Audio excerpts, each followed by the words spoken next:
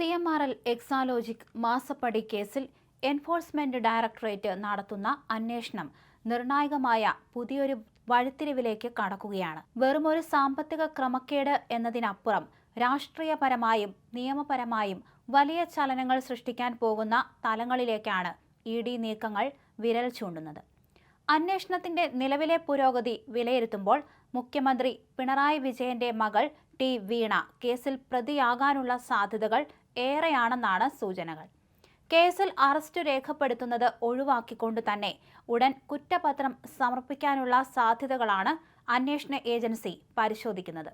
ഇതോടൊപ്പം തന്നെ രാഷ്ട്രീയ കേന്ദ്രങ്ങളെ ഞെട്ടിക്കുന്ന മറ്റൊരു വിവരവും പുറത്തുവരുന്നുണ്ട്.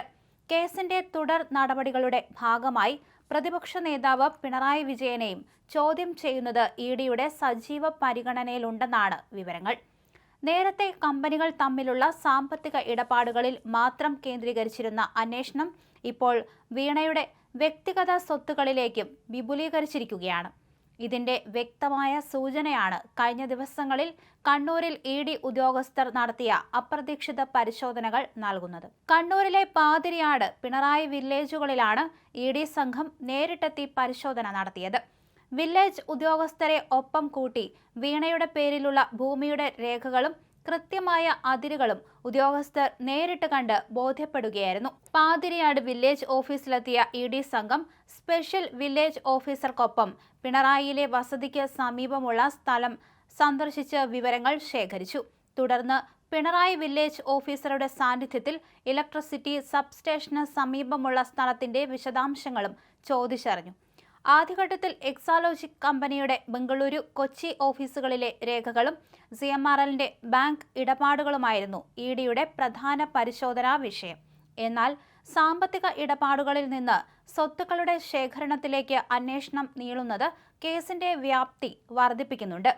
വീണയെ വീണ്ടും ചോദ്യം ചെയ്യാൻ വിളിച്ചു വരുത്തുന്നതിന് തൊട്ട് മുമ്പാണ് ED ഇത്തരമൊരു നിർണായക നീക്കം നടത്തിയിരിക്കുന്നത്. ഇത് വളരെ ശ്രദ്ധേയമാണ്. സ്വത്ത് വിവരങ്ങളിൽ വ്യക്തത വരുത്തിയ ശേഷമാകും പുതിയ ചോദ്യം ചെയ്യൽ ഘട്ടം ആരംഭിക്കുക. കുറ്റപത്രം സമർപ്പിക്കുന്നതിന് മുൻപായി അന്വേഷണത്തിലെ എല്ലാ വിടവുകളും അടയ്ക്കാനാണ് EDയുടെ നീക്കം. വീണയുടെ സാമ്പത്തിക സ്രോതസ്സുകളും ഭൂമി ഇടപാടുകളും തമ്മിൽ ഏതെങ്കിലും തരത്തിലുള്ള ബന്ധമുണ്ടോ എന്ന് ഉറപ്പുവരുത്തുകയാണ് ഈ പരിശോധനയിലൂടെ ഏജൻസി ലക്ഷ്യമിടുന്നത്. ചുരുക്കത്തിൽ മാസപ്പടി കേസിൽ ഉടൻ തന്നെ കുറ്റപത്രം സമർപ്പിക്കപ്പെടാനും വീണ പ്രതിപട്ടികയിൽ ഇടം പിടിക്കാനും സാധ്യതയേറെയാണ്. അതോടൊപ്പം രാഷ്ട്രീയ വൃത്തങ്ങളിൽ വലിയ ചർച്ചകൾക്ക് വഴിവെച്ചേക്കാവുന്ന ചോദ്യം ചെയ്യലുകൾക്കും കേസിൽ അടുത്ത ദിവസങ്ങളിൽ കളമൊരുങ്ങും.